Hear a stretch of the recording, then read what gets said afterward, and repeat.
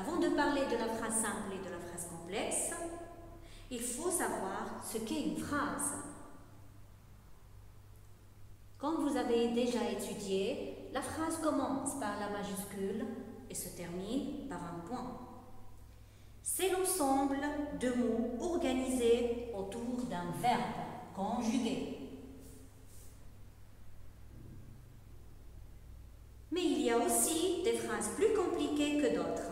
C'est pour cela que l'on va parler de phrases simples et de phrases complexes. Commençons par la première partie. Qu'est-ce qu'une phrase simple? Prenons l'exemple suivant. Paul rentre chez lui. Entre la majuscule et le point, il y a un verbe conjugué.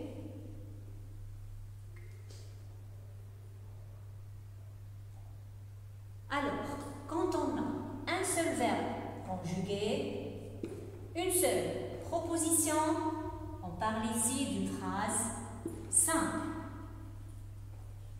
Alors, la phrase simple, c'est la phrase qui contient un seul verbe conjugué, une seule proposition, et commence par la majuscule et se termine par le point. En revanche, quand il y a deux verbes conjugués et plus dans une phrase, on parle ici d'une phrase complexe. Exemple, Paul rentre chez lui et révise ses leçons. On a ici le verbe rentrer, il est conjugué, et le verbe réviser. Alors on a deux propositions, première proposition, deuxième proposition, avec deux verbes conjugués. On parle ici d'une phrase complexe.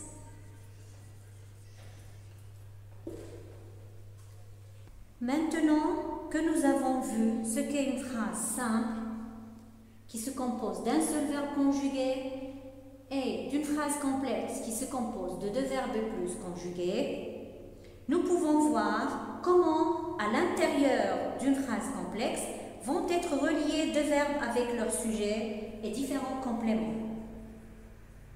La première manière de relier deux groupes verbaux, c'est de les séparer par une ponctuation faible, moins forte que le point. Quand on dit ponctuation faible, ça veut dire la virgule, le point-virgule et le deux points. Voilà les ponctuations faibles. Ici, on a deux verbes conjugués, deux propositions séparées par la virgule. Quand on a deux propositions en plus séparées par la virgule, on parle ici d'une juxtaposition. Alors on dit qu'ils sont juxtaposés. On dit que les deux propositions sont juxtaposées. Pourquoi ils sont juxtaposés? Parce qu'ils sont reliés par la virgule. On peut trouver la virgule, le point-virgule ou bien les deux points. On dit que c'est une phrase complexe reliée par la juxtaposition, la virgule. La deuxième manière de relier deux propositions ou bien deux groupes verbaux, c'est de les relier par un élément de coordination. Prenons le même exemple. J'achèterai des chaussures car les miennes sont trouées. Alors, les deux verbes conjugués sont reliés par un élément de coordination. Alors, car, on dit car, c'est une conjonction de coordination qui relie deux propositions. Les conjonctions de coordination que vous avez déjà étudiées sont mais, ou, et, donc, or, ni, car. Voilà les conjonctions de coordination qui peuvent relier deux propositions. La troisième et la dernière manière de relier deux groupes verbaux, c'est de le relier par une conjonction de subordination. On a déjà vu qu'on peut relier les phrases complexes par la virgule, le point-virgule, les deux points. Si on parle de la juxtaposition, on peut les relier par une conjonction de coordination mais et donc ornica. Ici, on peut aussi relier par une conjonction de subordination. Prenons le même exemple. J'achèterai des chaussures parce que les miennes sont trouées. Ici, on a relié les deux propositions par une conjonction de subordination parce que.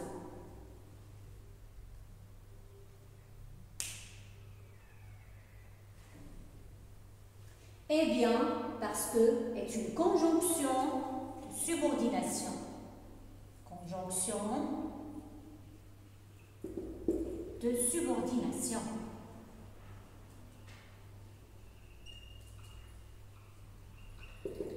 Parce que est une conjonction de subordination qui relie deux propositions. La seule différence, c'est que la conjonction de subordination fait partie du deuxième groupe verbal. Deuxième groupe verbal, tandis que la virgule et la conjonction de coordination ne faisaient pas partie du groupe verbal. On peut relier aussi les deux groupes verbaux grâce à un pronom relatif. Alors, les pronoms relatifs, par exemple, que, qui, dont, quoi, lequel, lesquels, etc. Prenons le même exemple. J'achèterai des chaussures dont j'aime la couleur. Alors, dont, c'est un pronom relatif qui relie deux propositions. Eh bien, quand on a un pronom relatif, on dit également il y a un lien de subordination. La subordination est donc créée soit par une conjonction de subordination ou un pronom relatif. C'est le moment de récapituler les trois manières de séparer deux groupes verbaux. La première manière, c'est la juxtaposition. Quand on dit juxtaposition, on parle d'une ponctuation faible, la virgule, le point-virgule et les deux points. Ces trois ponctuations peuvent relier deux propositions, ou bien deux groupes verbaux. La deuxième manière de relier deux groupes verbaux, c'est la coordination. On peut utiliser les conjonctions de coordination, mais où est donc ornica. La troisième et la dernière manière de relier deux groupes verbaux, c'est la subordination. On peut relier deux propositions ou bien deux groupes verbaux par des conjonctions de subordination. Exemple, parce que, alors que, bien que, lorsque, quand, etc. Et on peut ajouter, et on peut les relier par des pronoms relatifs. Exemple, que, qui, quoi, dont.